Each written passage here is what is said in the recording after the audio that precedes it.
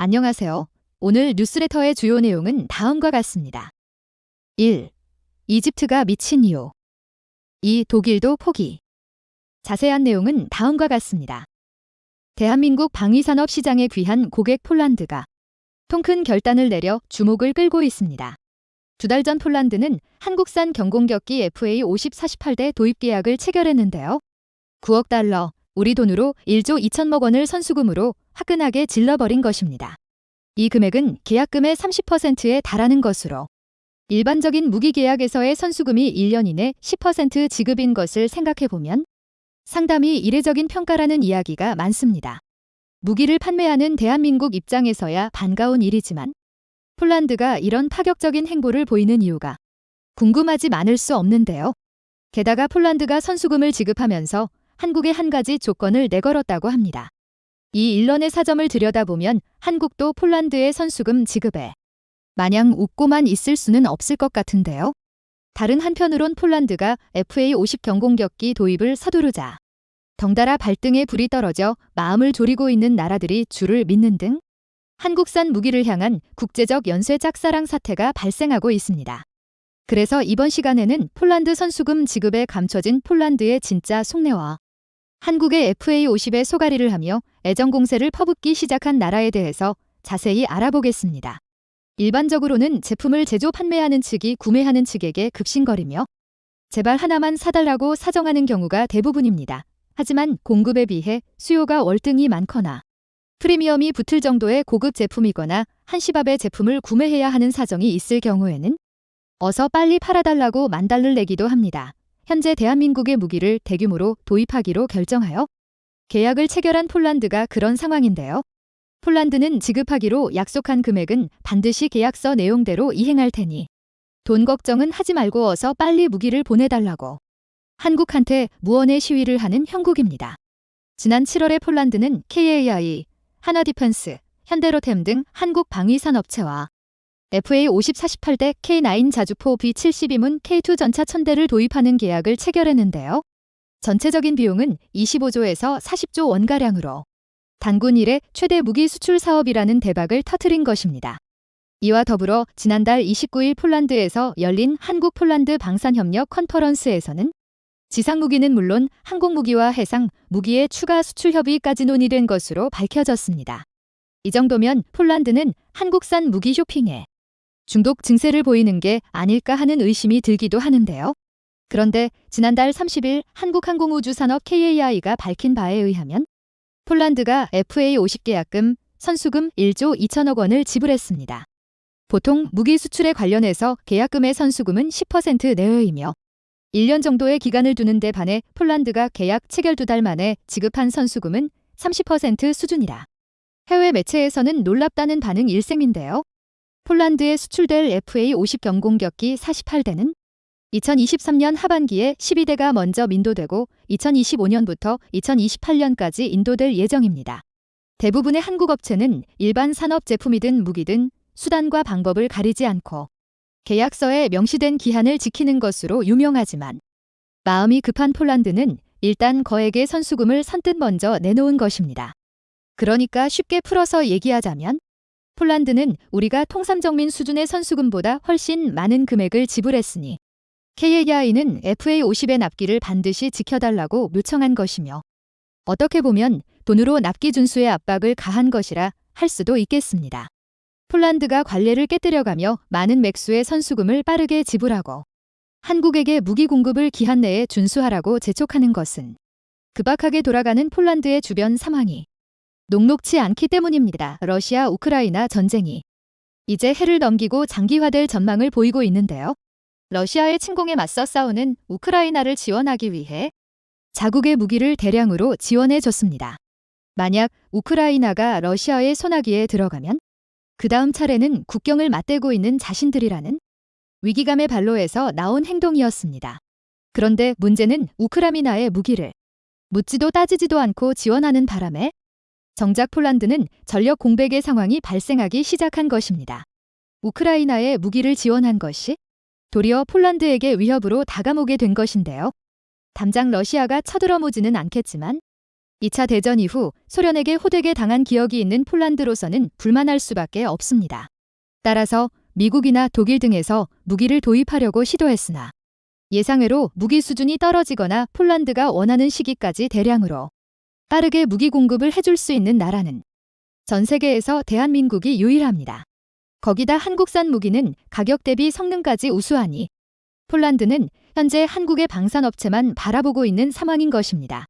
폴란드가 KAI에게 계약금 선수금을 계약 체결 2달 만에 그것도 통상적인 수준을 넘어선 높은 비율의 금액을 지불한 것도 이러한 맥락과 맞닿아 있습니다. 조바심이 나면서도 한국에서 건너온 FA-50무로 자국 영공을 방어할 생각에 설렘을 감출 수 없는 폴란드는 2023년 초반에 조종사와 정비사들을 한국으로 파견해 교육훈련을 받을 계획이며 폴란드 내부에는 FA-50을 운영할 수 있는 시설들을 마련하려고 분주하게 움직이고 있습니다.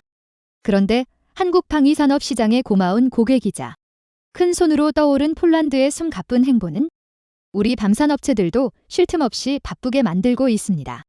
엄청난 물량을 폴란드의 요구에 맞춰 납기 준수를 하려면 당면한 수순이겠죠. 하지만 물량도 물량이지만 더 중요한 문제는 기존의 FA-50 기종 그대로 생산해 수출하는 것이 아니라 업그레이드 버전으로 향상시켜 보내야 하는 것입니다. KAI가 폴란드에 수출할 FA-50 48대는 블록 20 버전으로 제작된 FA-50PL로 예정되어 있는데 초도분인 12대를 내년 중에는 모두 폴란드로 넘겨줘야 하기 때문에 그 전까지는 업그레이드가 완료되어야 합니다. 블록 20에 추가되는 주요 사양으로는 통합 AESA 레이더와 공중급유 시스템, 그리고 암람 중거리 공대공 미사일 등이 있습니다. 공중급유 시스템 같은 경우는 상당 부분 진척이 된 상태라 별 무리 없이 진행이 되겠지만 ESA 레이더와 맘람 미사일의 경우에는 폴란드가 선수금을 빌미로 강력히 요구한 납기 준수를 지키는 것을 방해할 만만치 않은 장애물들이 가로막고 있습니다. 웬 엄살이냐고 생각하실 분이 계실지 모르겠지만 항공기 그것도 군용 항공기를 업그레이드하고 기존에 장착하지 않았던 무기 체계를 통합하는 건 그도 그럴 것이 폴란드 버전의 FA-50에 어떤 AESA 레이더를 탑재할지 아직 선정조차 되지 않았습니다. 한 가지 의문을 가지실 수도 있을 텐데요. KF-21에 장착할 AESA 레이더는 국내 기술로 독자 개발했으니 그 레이더를 FA-50 블록 20에 장착하면 되는 거 아니냐는 것입니다. 하지만 KF-21과 FA-50은 체급이 달라 같은 AESA 레이더를 장착하기 어렵습니다. 예를 들어 중형차 엔진을 경차에 장착하기 어려운 것과 마찬가지 이치입니다.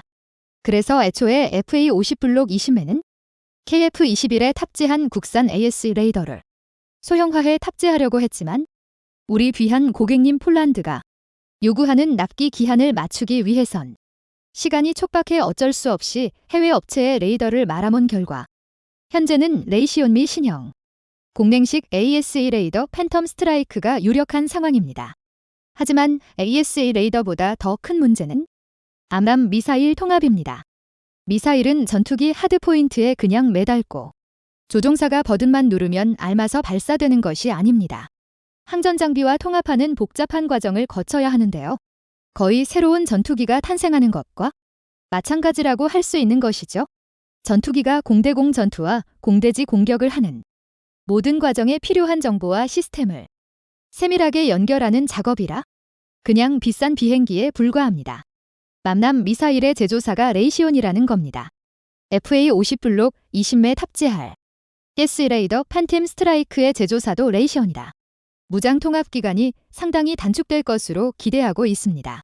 그런데 KAI에서 어려운 여건 속에서도 많은 문제들을 해결하면서 선수금마저 턱턱 받아내고 폴란드로 향할 FA-50PL의 개량 과정을 순조롭게 진행해 나가자 FA-50의 짝사랑에 매가 타는 나라가 등장했습니다.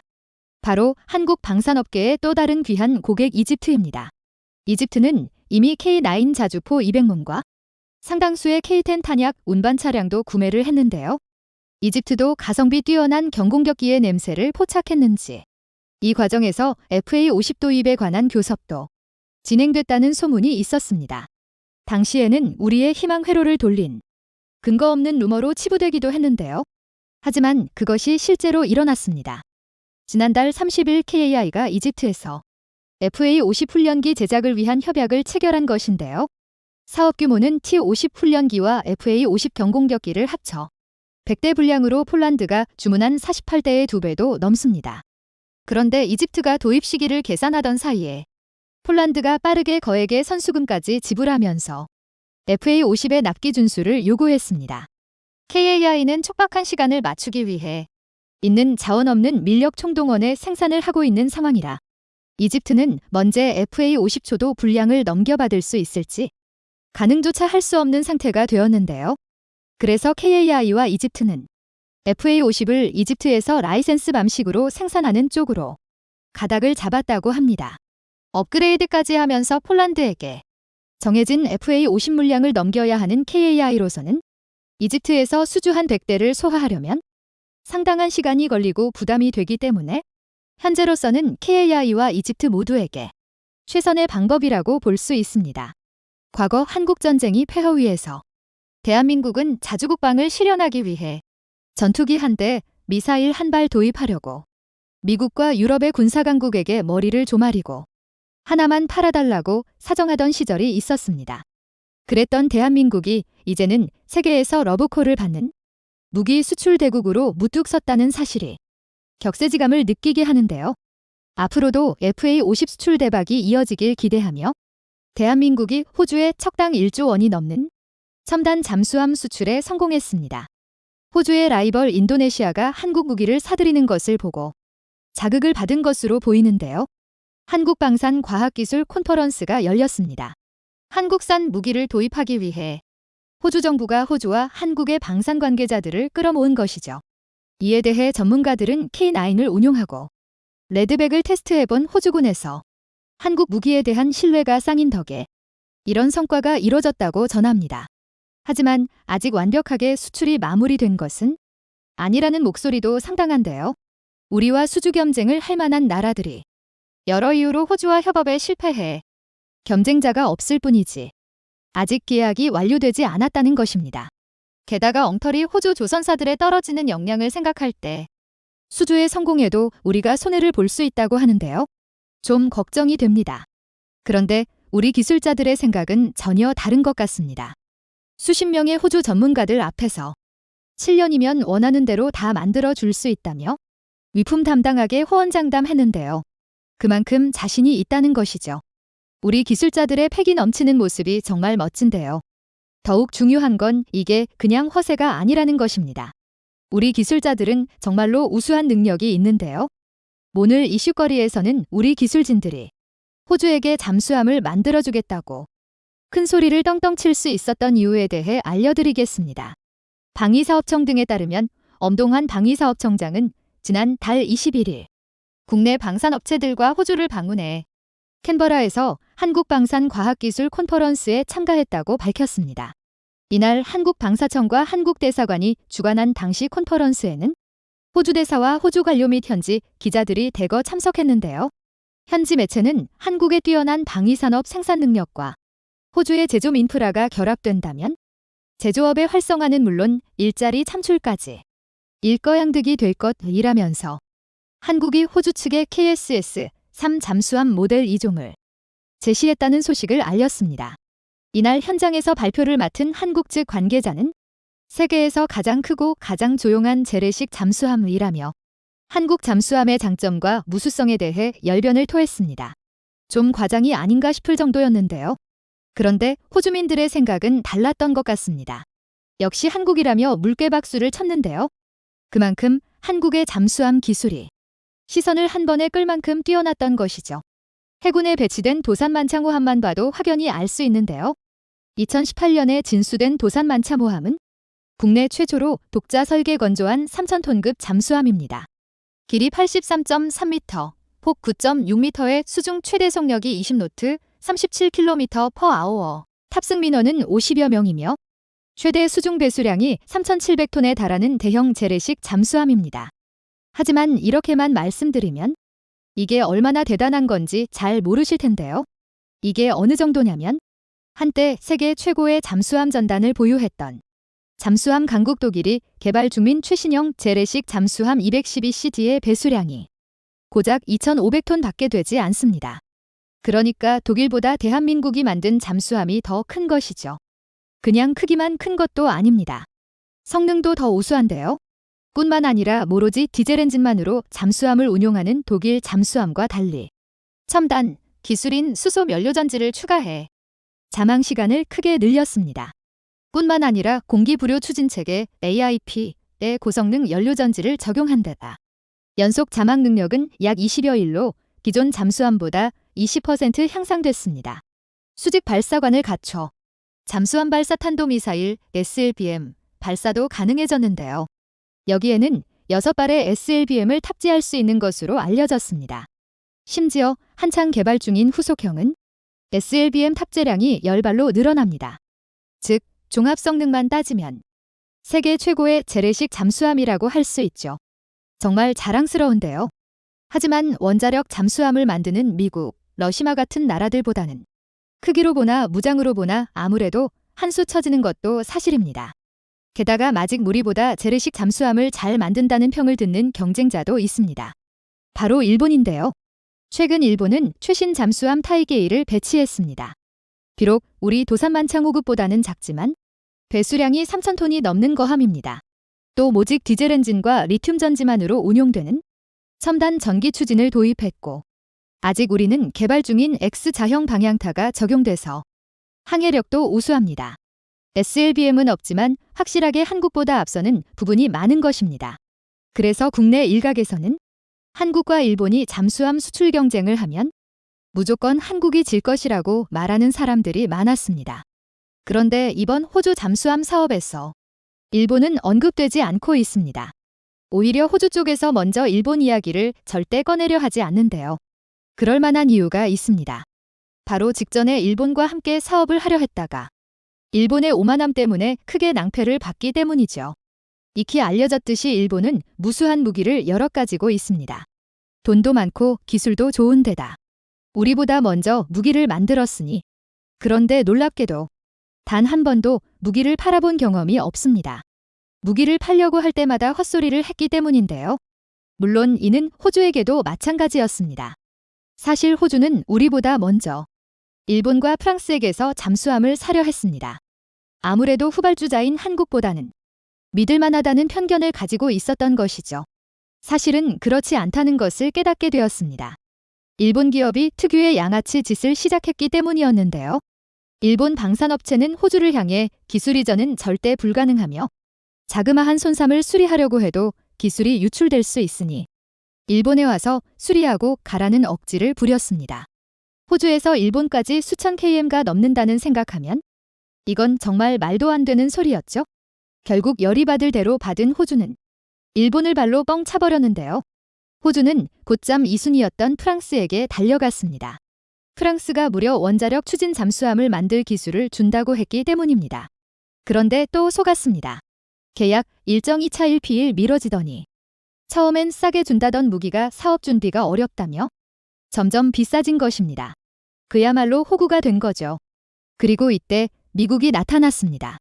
프랑스와 거래를 중단하면 프랑스 원잠보다 2배나 큰 원잠 제작 기술을 알려주고 잠수함도 팔아주겠다고 한 것인데요. 작년 9월 15일 미국의 바이든 대통령과 영국의 보리스 총리 그리고 호주의 모리슨 총리는 화상 공동 기자회견을 가졌습니다. 그리고 흡사 삼총사 의형제라도 맺듯 호주 A, 영국 UK, 미국 US의 국명 머리 글자를 합쳐 모커스 AUKUS라는 이름으로 삼국 안보 협력체를 발족시켰습니다. 이것은 중국에 대항하기 위해 만든 반중 연합 동맹체입니다. 이날 오커스는 삼국의 첫 협력 사업으로 호주의 핵잠수함 선단 참단을 추진하기로 했는데요. 말 그대로 호주에게 핵잠수함을 건조할 수 있도록 미국이 기술을 이전해주겠다는 것이었죠. 미국이 핵잠수함 건조에 필요한 원자력 추진 기술을 다른 나라에게 이전시켜 준 것은 1958년 미국의 전통적인 동맹인 영국이 있었는데요. 63년 만에 호주가 또 이전을 받게 된 것입니다. 삼국 정상은 이날 가능한 한 빨리 호주에 실전 배치될 수 있도록 하겠다고 공동성명을 통해 밝혔습니다. 이 소식에 모든 호주인들이 쌍수를 들고 반기며 프랑스도 손절해 버렸는데요.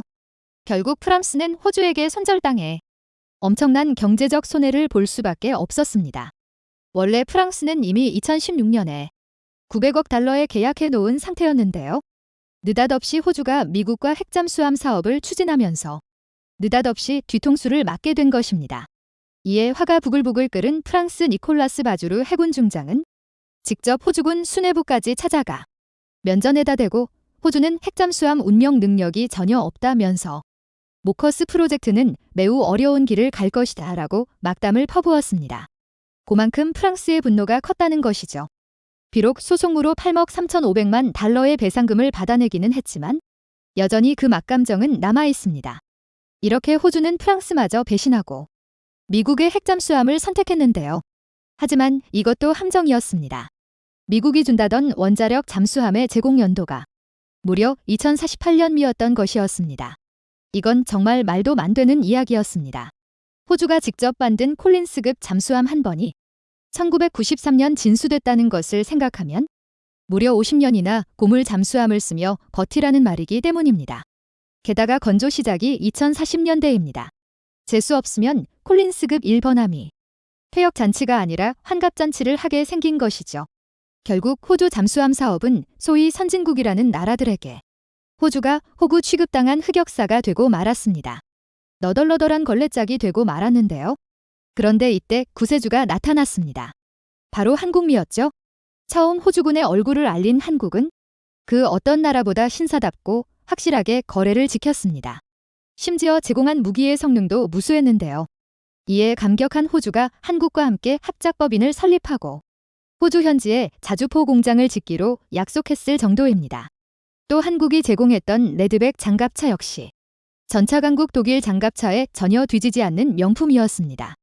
영면방을 이끄는 영국이 신작이라며 내놓은 패그버리어 장갑차와는 비교조차 할 수 없었죠. 워리어는 30km만 넘어도 소음이 너무 심해 이명이 걸리고 허리에 담이 오는 쓰레기 장갑차였습니다. 이처럼 한국이 호주에게 뛰어난 기술과 신에 있는 모습을 보여주자 호주민들이 한국 방산에 관심을 갖게 됐습니다. 그리고 그 어느 나라 못지않게 강력하고 정밀한 명품 잠수함을 빠르게 생산할 수 있는 나라라는 것을 알게 되었죠. 그래서 호주가 방산 전시회를 열고 한국 기술자들을 초청해 기술 협력을 하자고 하게 된 것입니다. 그런데 이 정도면 호주가 그냥 직접 잠수함을 만들면 되지 않냐고 생각하실 수도 있으실 텐데요. 참고삼아 호주의 조선 기술을 살짝 말씀드리자면 풍부한 자원을 받은 대신 똥손을 줬는지 조선 기술이 가관일 정도로 형편없다고 합니다. 조선사끼리 각기 다른 도량형을 도입해서 군함 블록을 제작하는 황당한 일도 벌어져서 아예 제작하던 블록을 폐기한 일이 벌어질 정도였죠. 결국 이번 호주 잠수함 사업은 호주의 똥손과 서방 세계의 틈바구니에 끼어있던 한국이 절묘한 타이밍에 끼어들어간 셈인데요. 역시 한국은 집념이 대단한 나라라는 생각이 듭니다. 작은 틈이라도 꾸역꾸역 비집고 들어가 어떻게든 승리하고 쟁취하기 때문입니다. 한국이 항상 승리하는 나라가 되길 바라며 이상 이슈거리였습니다.